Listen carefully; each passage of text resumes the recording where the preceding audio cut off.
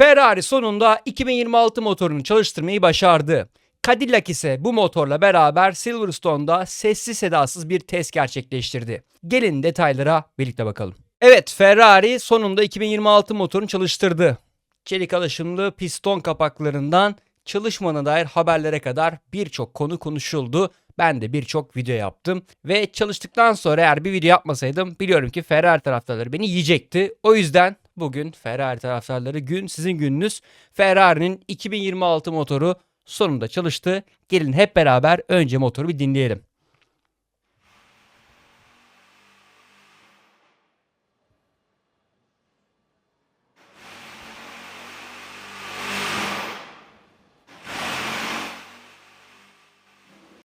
Bu arada kısa bir bilgi.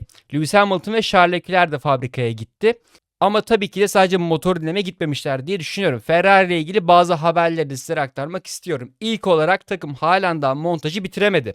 O yüzden pilotların koltuk modellemeleri, yani koltuk ayarları 3D modellemelerle yapılmış. Muhtemelen Lewis Hamilton ve Charles Leclerc bu gidişlerinde gerçekten koltuk ayarlarını artık finalize etmişler diye düşünüyorum. Çünkü artık şasinin bir yere oturtulması ve soğutmayla beraber montajın tamamlanması gerekiyor. Çünkü çok değil, bundan 10 gün sonra Barcelona'ya gidilecek. O yüzden aslında Lewis Hamilton ve Charles Leclerc'in burada olması da o tarafın da ilerlediğini bizlere gösteriyor.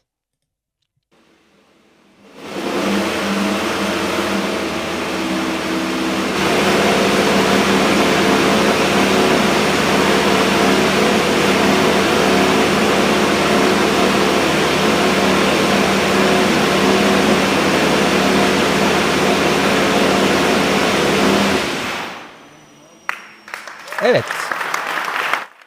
Rölanti'de çalıştırılan bir motor duyuyoruz aslına bakarsanız. Çok da büyük bir aksiyon yok. Fred Vasseur, Lewis Hamilton'ın yanında, Jerome de Dambros ve Charles Leclerc'in yanında. Bu arada Fred Vasseur tabii ki bilerek gösteriyorlar. Çünkü Fred Vasseur ile ilgili çok fazla tartışma konusu var. Sosyal medya ekibi biraz burada Lewis Hamilton ve Fred Vasseur'un aslında iyi geçindiğini ve takımda bir sorun olmadığını aktarmaya çalışıyor. Ferrari motoru ile ilgili beklentilerimi aslında önceki videolarda aktarmıştım sizlere. Ben hiç dayanmadan motor tarafının çok güçlü olmasını bekliyorum. Özellikle Shell'in yakıt verimliliği konusunda Ferrari gerçekten çok rahatlatmasını ve yakıt verimliliğinin de tabii ki de yarışa daha hafif başlamak gibi birçok avantajıyla beraber Ferrari'nin hiç dayanmadan motor konusunda bir sorun yaşamasını beklemiyorum. Asıl mevzu batarya konusunda. Orayla ilgili herhangi bir gelişme henüz gerçekleşmedi. Herhangi bir haber çıkmadı. Ama Ferrari tarafında şu anda motorun çalıştığını biliyoruz. Hatta Ferrari motorlu bir araç da bugün piste çıktı. Evet, Cadillac bugün Silverstone'da sessiz sedasız piste çıktı. Cadillac'ın test yapacağına dair en ufak bir fikrim yoktu. Takım bu arada sabah seansında aracı çalıştıramamış. Motoru çalıştıramadığı söyleniyor takımın ve bu nedenle gün bitimine doğru ancak aracı çalıştırmayı başarmışlar. O yüzden aslında istedikleri kadar tur atamamışlar. Ama bunlar bizim için konuşmaya tabii ki de engel değil. İlk olarak fark ettiğim bir şey söylüyorum. Çok enteresan ama Cadillac'ta Purot ön süspansiyon var. Şimdi şu ana kadar Audi'yi gördük. Pushrod ön süspansiyon. Red Bull Racing Boost'ta Pushrod ön süspansiyon vardı. Ancak Audi Purot ön süspansiyon kullanıyor. Ve gerçekten beni çok şaşırtıyor. Çünkü ben Purot ön süspansiyonu kullanılmasını beklemiyordum. Öte yandan çok daha değerli bir şey var ki burada çok belli olmasa da birazdan sizlere görseli göstereceğim. Garajdan çıkan son görsellere baktığımız zaman Cadillac'ın arka süspansiyonunun Pushrod arka süspansiyon olduğunu düşünebiliriz. Ya şuradaki eğer hat yanlış görmüyorsak Pushrod arka süspansiyonu bizlere gösteriyor. Peki bu neden önemli? Bildiğiniz üzere Cadillac Ferrari'den vites kutusu temin ediyor ve haliyle arka süspansiyonu da Ferrari'den alıyorlar. Eğer Cadillac'ta arka süspansiyon Pushrod ise Ferrari'nin de arka süspansiyonu Pushrod demektir ki bu 2025'e göre çok büyük bir farklılık anlamına geliyor. Çünkü 2025 sezonunda Ferrari 4 büyük takım arasında Pushrod arka süspansiyonu kullanan tek takımdı. Bu da onlara özellikle taban istikrarı konusunda biraz dezavantaj getirmişti ve biz Ferrari'nin sürekli olarak porpoising sorunu yaşadığını görmüştük. Yeni dönemde biraz daha yüksek süspansiyonların biraz daha açılı süspansiyonların olmasını ve hem ön hem de arkada pushrod olmasını bekliyoruz. Ve Cadillac'ta ön tarafta pushrod var ama arka taraftaki pushrod'un aslında Ferrari tarafı için çok kritik olduğunu görüyoruz. Yani aslında Cadillac'ın görseline bakarak Ferrari'nin arka tarafını biraz daha anlamaya çalışıyoruz. Ferrari'nin pushrod arka süspansiyonu geçtiğini söyleyebiliriz. Tabii ön tarafla alakalı henüz bir bilgimiz yok. Şimdi Cadillac'la alakalı ilk dikkatimi çeken şey şu oldu. İlk olarak floor fence bölümü yani bargeboard bölümü aslında FIA'nın gösterdiği tarza tasarlanmış durumda.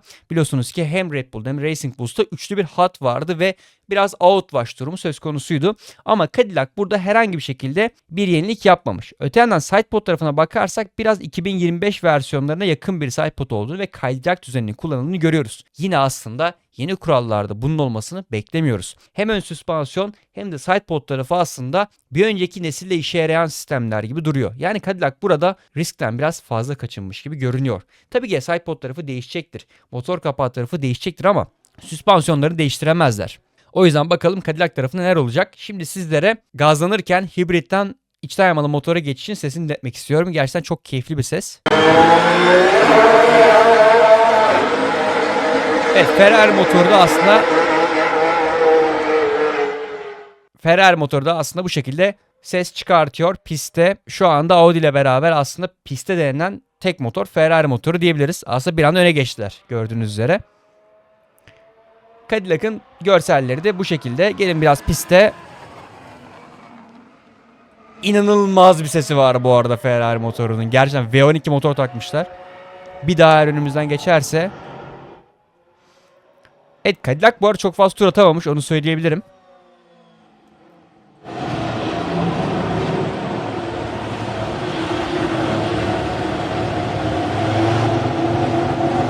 Gerçekten çok basit bir aerodinamik tasarım var Cadillac tarafında. Çok az risk alınan bir bölüm. Özellikle ön tarafa baktığımız zaman aslında Repo ve Racing Bulls'a benzer bir şekilde yüksek bir yapı olduğunu görüyoruz. Bu arada her takım muhtemelen bunu yapacak artık. Bu belli olmaya başladı. Ama Proton süspansiyon beni çok şaşırttı. Arka süspansiyonda hala Pro mu Pushrod mu emin değilim ama şu çıkıntı eğer düşündüğüm gibi ise Pushrod arka süspansiyon Ferrari'de göreceğiz demektir. Gelin bir şu motor sesinin start düzlüğündeki tekrardan dinleyelim. Dediğim gibi Cadillac çok fazla tur atamadı. Zaten aslında havanın durumuna bakarsanız güneş biraz artık batmaya başlıyor. Bunun sebebinin motorun çalışmaması olduğu söyleniyor ama her takım muhtemelen bu sorunları yaşayacak zaten. Sıkıntı yok.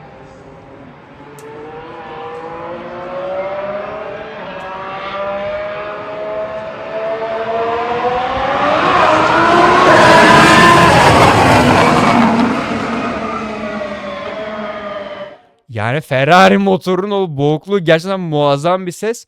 Ferrari motoru çalıştıramadı dedik. Yok piston kapakları böyle oldu dedik. Şöyle oldu dedik. Günün sonunda Ferrari motoru çalıştırdı. Hatta Mercedes'ten, Honda'dan ve Red Bull'dan önce piste de gönderdiler. O yüzden aslında Ferrari bir an öne geçmiş olabilir.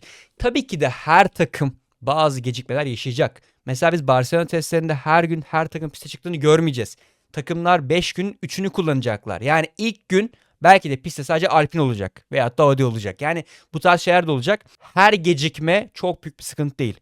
Fredrik Vasseur yapmış olduğu açıklamada şunu söylemişti. Gerekirse Avustralya'da aracı monte ederiz. Bu ne demek? Olabildiğince gelişimi geciktirelim. Olabildiğince fazla geliştirelim aracı demek. Tabii ki de motorun çalışmaması ufak bir krizdi. Bu net. Çünkü siz istediğiniz kadar iyi bir araç yapın. Motor çalışmazsa, motor güçlü olmazsa bu çağda hiçbir şeye yaramayacak demektir ama Ferrari tarafında çok büyük bir kriz olduğunu ben düşünmüyorum. İtalyan medyası biraz abartmayı seviyor. Dediğim gibi Ferrari Steinman motorunun iyi olmasını bekliyorum. Ve bu videoyu yapmak da bence benim borcumdu. O kadar haber yaptık. Yok sorun var, yok bir şey var. Bunu yapmam gerekiyordu. Ferrari'ciler yoksa beni yer diye düşünüyorum. Ferrari tayfadan beklentim bu videoya beğeni atmanız efendim. Burada olduğunuzu gösterin. Çok teşekkür ederim destekleriniz için. Çok fazla video atıyorum bu ara fark ettiyseniz. Çünkü gündem çok fazla oluyor. Bu konu hakkında da yorumlarınızı bekliyorum. Hani daha farklı bir tarza geçebiliriz. 3-4 günde bir video olacak şekilde. Bu kadar fazla video iyi mi kötü mü? Bu konu hakkında yorumlarınızı da bekliyorum. Ve abone olarak da bana çok büyük bir destek vermiş olursunuz. Tekrardan bunu belirteyim. Abone olmanız gerçekten bu kanalı başka seviyelere getirecek. Önceki videoları kartlar bölümünden bulabilirsiniz. Arka arkaya video attığım için izlenmeleri biraz YouTube engelliyor. Algoritmada böyle bir sıkıntı var. O yüzden o videolara gidip de beğeni atarak desteklerinizi gösterirseniz benim için çok kıymetli olur. Umarım keyif almışsınızdır. Bir sonraki videoda görüşmek dileğiyle. Hoşça kalın.